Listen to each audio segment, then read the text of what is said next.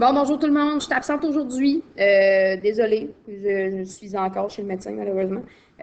Donc, c'est ça. Les nouvelles, vous en aurez pas. On les fera au prochain cours, là, inquiétez-vous pas. On va quand même corriger les exercices du dernier cours. Donc, prenez votre carrément en maths. Ça commençait à la page 117 de mémoire. Donc, sortez-le. Si c'est nécessaire, le suppléant pourra mettre sur pause la correction des exercices pour que vous ayez le temps de sortir tout ça, là. Donc, juste mettre la vidéo sur pause si nécessaire. Donc, si on y va, la page 117, dans le fond, on est encore sur l'addition, la soustraction, puis l'arrondissement, l'estimation des nombres décimaux. Donc, ici, au numéro 5, un diable, je sais qu'il y en a qui m'ont posé la question, là, un diable, c'est l'espèce d'affaire qu'on utilise pour soulever des boîtes là, quand on déménage. C'est comme sur deux petits trous, puis ça se balance par en avant, par en arrière. Donc ici, on dit que le diable, il peut supporter jusqu'à 170 kg, ce qui est environ 350 livres, ce qui est vraiment beaucoup, sans risquer de se briser. Et là, sur le petit schéma qu'on te donne à droite, tu as le poids de chacune de ces boîtes-là. Puis on veut savoir si on prend le risque de prendre les trois boîtes en même temps ou s'il faudrait qu'on fasse deux voyages. Bien, ici, on a trois façons d'arrondir les nombres qui vont nous donner une réponse différente. Donc, si on regarde le premier arrondissement, ici, on a 52, 56 et 61. Si tu regardes, dans le fond, ce qu'on a fait, c'est qu'on a tronqué les nombres, puis on a pris seulement la partie entière. Ça, ce que ça fait, c'est qu'en fait, on a comme oublié tous les demi-kilos, le 0,79 kg des boîtes, puis on a assumé juste l'entier. Ici, il faut faire attention parce que ces demi-kilos-là, si on en additionne plusieurs, là, à un moment donné, ça va faire vraiment beaucoup de poids supplémentaire. Donc, cette technique-là n'est peut-être pas la bonne. Moi, je l'éliminerais, celle-là. La deuxième, on a fait un arrondissement normal. Donc, on a été arrondir chacun des nombres à l'unité. Donc, ça fait qu'il y a juste le dernier qu'on va prendre la valeur au-dessus.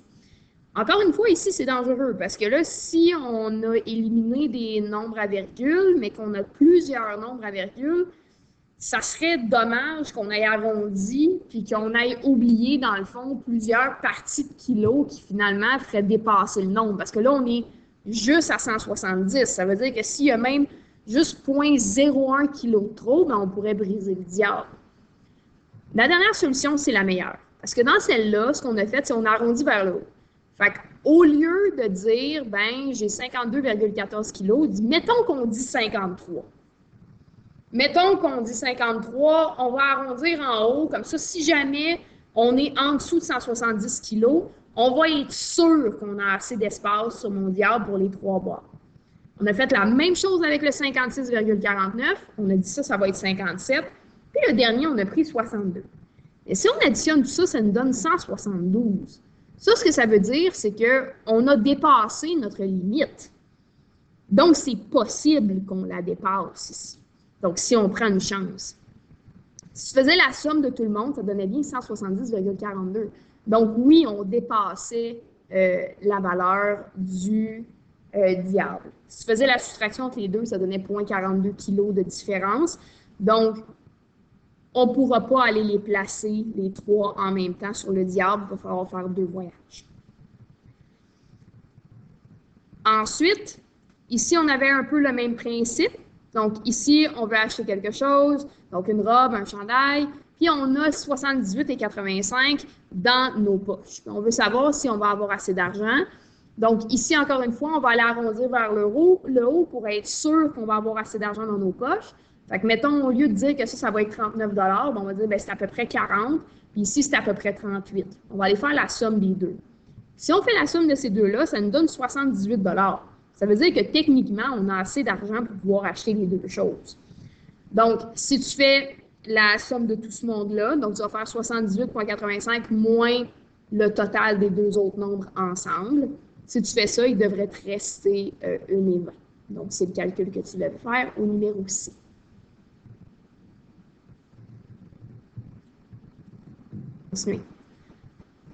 On est maintenant à la page 118, où est-ce qu'on va avoir ici un terrain de football. Donc, on veut pouvoir aller délimiter le contour du terrain avec un ruban adhésif, donc avec du tape. On dit que le terrain mesure 25,7 mètres de long. Ici, ça peut t'aider. Va placer les nombres directement sur ton dessin. Là, ça aide à savoir où se trouve chacune des choses. 11,3 de moins que sa longueur. Donc, ici, tu allais trouver combien ça valait. Là. Donc, 25,7 moins 11,3 allait te donner la largeur. On dit que dans mon rouleau de ruban adhésif, on a 100 mètres de ruban. On veut savoir si on va en avoir suffisamment.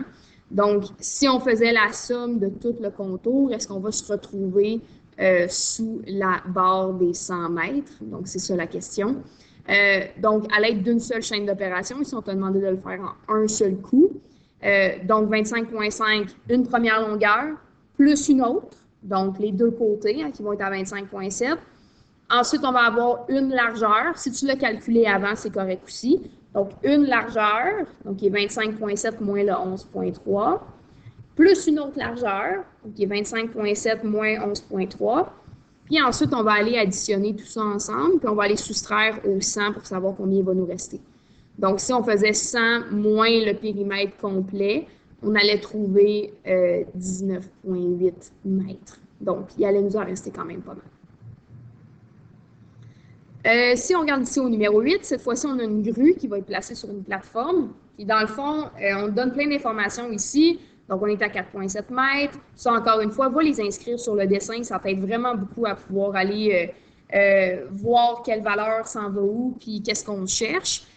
On dit que le crochet va descendre de 16,29 pour prendre un morceau d'épave au fond de l'eau. Donc, il va descendre complètement sous terre, sous l'eau, pardon, pour aller chercher le petit bateau qu'on a en bas ici.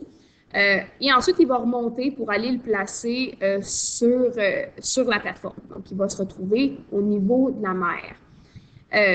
Bien, ça ne va pas être tout à fait au niveau de la mer. C'est ça la question. Ici, on veut savoir à quelle hauteur va se retrouver cette petite plateforme-là. Donc, on va aller prendre notre 4,37. On va soustraire 16,29 pour savoir à quelle distance se trouve l'épave. Ensuite, on est rendu à moins 11,92. On dit qu'on va remonter de 13,25 pour aller placer le bateau en haut. Donc, on va faire moins 11,92 plus le 13,25, puis on va arriver à 1,33 mètres.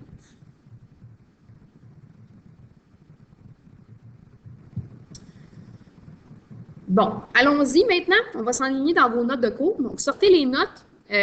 On s'en va à la page 5. Donc, on a fait le haut dans les derniers cours, qui était l'addition et la soustraction. On s'en va faire la multiplication aujourd'hui. Donc, vous prenez la même page, mais on va s'en aller juste en bas ici, dans le tout petit encadré qu'il y a à gauche. Je vous donne une petite minute. Je vais m'installer. Après ça, on va commencer.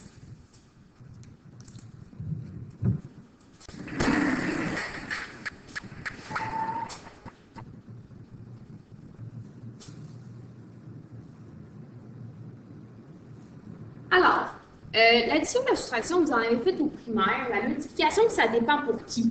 C'est pas tout le monde qui le fait. Mais comme d'habitude, on va faire comme s'il n'y avait aucun d'entre vous qui l'avait vu. Puis on va y aller lentement, mais sûrement. Donc, pour la multiplication. Ici, en fait, comme pour l'addition et la soustraction, ça va être exactement le même principe que quand on va avoir des nombres entiers. Ça ne va pas changer grand-chose. L'algorithme va être le même, la façon de placer les nombres va être le même. La seule différence, ça va être à la fin. Hein, parce que comme dans l'addition et la soustraction, il fallait aller placer la virgule, bien dans ce cas-ci, il va falloir le faire aussi. Donc ici, on va faire la multiplication des nombres comme d'habitude. Puis à la fin, on va aller mettre le nombre total de nombres qu'on avait au départ. On va aller en mettre le même nombre après la virgule. Donc, le nombre total de ce que nous avions au départ, c'est ce qui va se retrouver derrière la virgule à la fin de mon calcul. Donc, si on regarde le premier exemple, bien, ici, on a le 5 qui est derrière la virgule, on a le 2 et on a le 1. Ça veut dire qu'ici, j'en avais 3 nombres après la virgule, au total, au départ. Donc, à la fin de mon calcul, il faudrait que j'aille, encore une fois, 3 nombres après la virgule à la fin complètement de mon calcul.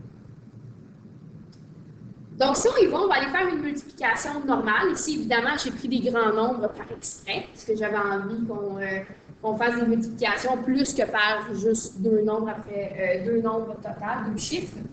Donc, si on y va, on va aller placer 34,5 ici, 7,21 ici, et on va aller faire la multiplication. Ici, je vais vous inviter à écrire petit, parce que ça va être un peu long à faire. On va espérer que ça rentre. Le crayon est un peu long. Alors, si on fait 1 fois 5 qui va donner 5, 1 fois 4 qui donne 4, 1 fois 3 qui donne 3. Donc ici, on fait comme si la virgule elle n'existait pas. On va faire juste la multiplication normalement. Puis comme d'habitude, rendu à la deuxième ligne, on va aller ajouter un 0. Comme ça, on était rendu dans les dizaines. Donc on va ajouter un 0 juste ici. On va aller faire 2 fois 5, 2 fois 4, 2 fois 3. Donc 2 fois 5 qui va donner 10. 2 fois 4 qui donne 8, plus 1, 9. 2 fois 3, 6. Ensuite, on est rendu à la troisième ligne. Ça veut dire que je dois ajouter 2 zéros au début de mon calcul. On va faire 7 fois 5, ce qui va donner 35. 7 fois 4, qui va donner 28, plus 3, 31. 7 fois 3, 21, plus 3, 24.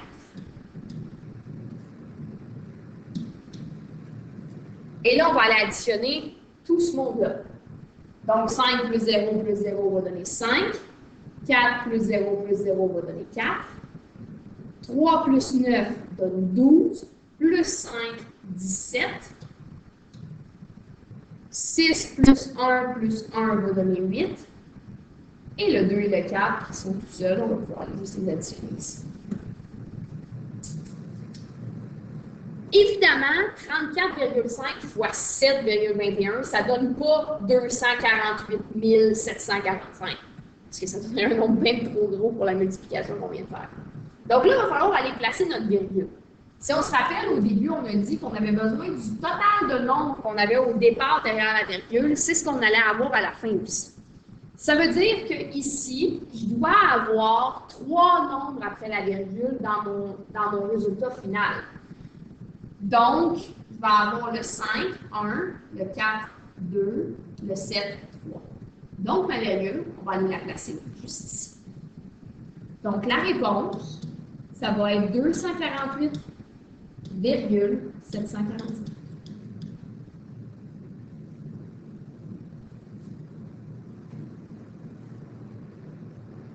Évidemment, on va aller en essayer un autre.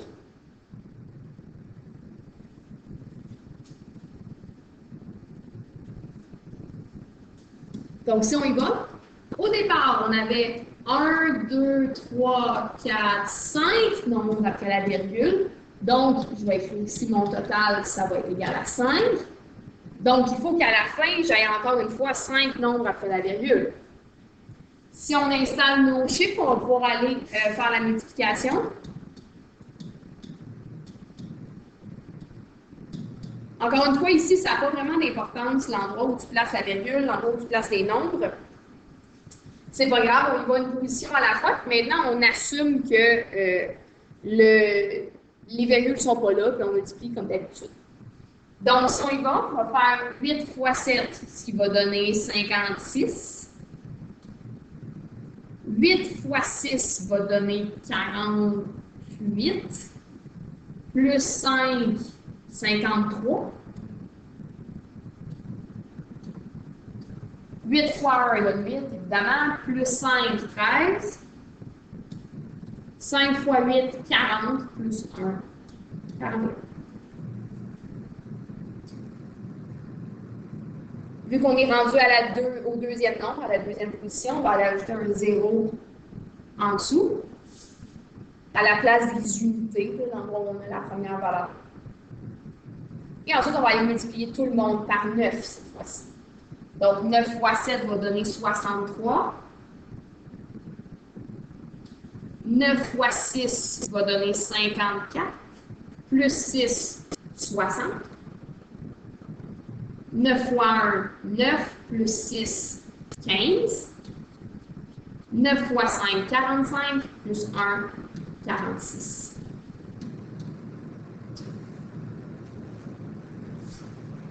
Bon. Ensuite, la prochaine étape, c'est de multiplier tout le monde par 0. Si vous voulez, on va aller l'écrire. On va aller mettre nos deux zéros ici. Et après ça, on va avoir un 0 fois 7, ça donne 0. 0 fois 6, ça donne 0. 0 fois 1, ça donne 0. 0 fois 5, ça donne 0. Bon. Cette ligne-là, elle est évidemment pas nécessaire. Je sais qu'il y a des gens qui vont me demander. Donc, c'est évidemment pas nécessaire de la mettre. Sauf que si ça t'aide pour être sûr de rien oublier, fais-le comme ça.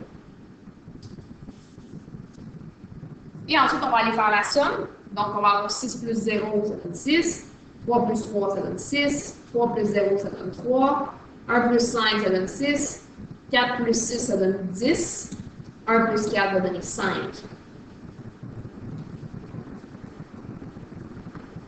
Au départ, on avait dit qu'on avait un total de 5 chiffres après la virgule.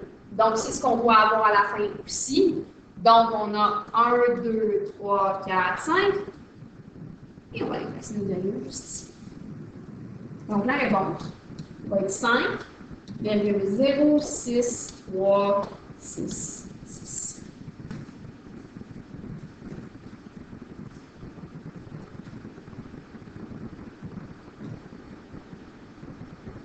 J'espère que c'est pas trop mal. Ça se fait quand même bien. C'est sûr que c'est plus long parce qu'on va avoir des nombres qui sont plus grands. Qui va avoir plus de positions et plus de chiffres, donc une plus longue multiplication. On va essayer de vous sauver un petit peu de ces grosses affaires-là quand on va faire des chaînes d'opérations, par exemple. Mais pour l'instant, ça va toujours pas mal ressembler à ça.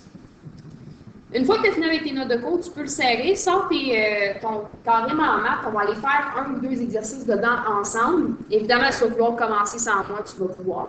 Mais sinon, je vais faire au moins 1 ou 2 exercices avec toi pour être sûr que ça s'enligne bien.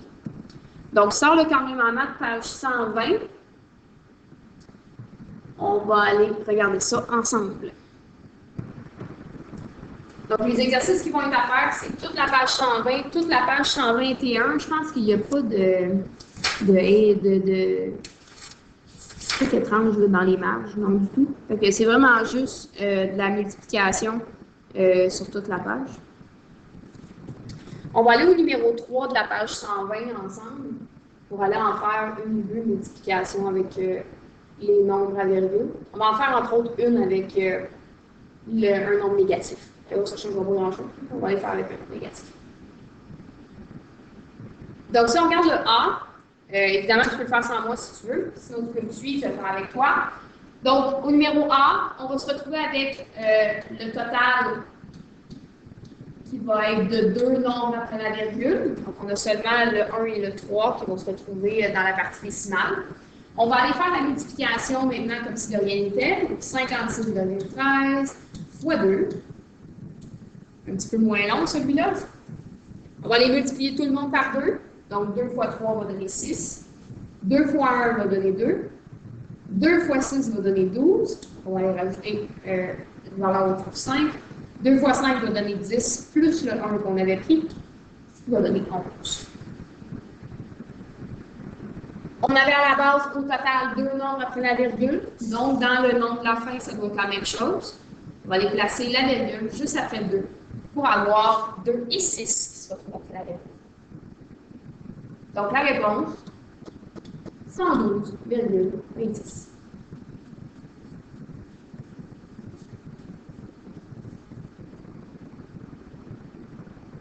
Le numéro B, on va maintenant avoir, encore une fois, un total de 2 nombres après la virgule. Donc, il va avoir le 2 et le 8 qui vont être après la virgule. Et on a un nombre négatif ici. Si tu te rappelles, le nombre négatif, ça ne change rien jusqu'à la fin de notre calcul. Donc, on va aller multiplier nos 2 nombres comme si de rien n'était, et ensuite, on va s'occuper du signe négatif. Donc, si on y va, on va faire 3,2 fois 9,8, et on va multiplier tout ça. Je sais qu'il y en a qui aiment mieux mettre le plus gros nombre en haut et le plus petit en bas. Honnêtement, ça ne change absolument rien. Quand tu as juste une multiplication, tu peux les échanger autant de fois que tu veux. C'est commutatif, donc ça n'a pas d'importance. Moi, je vais les garder dans le même ordre qui sont, là, juste parce que ça n'a pas d'importance. Donc, ça, on y va. On va faire 8 fois 2, ce qui va donner 16. Et ensuite, 8 fois 3 qui donne 24, plus la retenue que j'avais, donc 25. On vient de passer à la position suivante. Vous devez rajouter un 0 juste en dessous ici. On va faire 9 fois 2, ce qui va donner 18. Donc, encore une fois, la retenue au-dessus du 1, elle reste. Au-dessus du 3, pardon, elle reste. 9 fois 3 va donner 27, plus 1, 28. On va aller faire la somme de tout ça. Donc, 6 plus 0 va donner 6. 5 plus 8 va donner 13. 1 plus 2 plus 8 va donner 11. Donc, on va avoir une retenue au-dessus du 2. Et 1 plus 2 va donner 3. Vu qu'on se retrouve avec deux nombres après la virgule à la base, c'est ce qu'on doit avoir aussi à la fin. Donc, on va avoir 1, 2, et on va aller placer la virgule après là. Donc, la réponse devrait être 31,36. Sauf que faites bien attention, au départ, on n'avait pas commencé avec deux nombres positifs. On avait un des deux nombres qui était négatif. Si tu te souviens, juste avant Noël, on avait fait la multiplication des nombres entiers. Ce qu'on disait, c'est que si dans ma multiplication, j'avais un nombre pair de nombres négatifs, ben, ma réponse, elle allait être positive. Puis si j'en ai un nombre impair, elle serait négative. Dans ce cas-ci, j'ai un signe négatif, donc c'est impair, donc ma solution sera négative.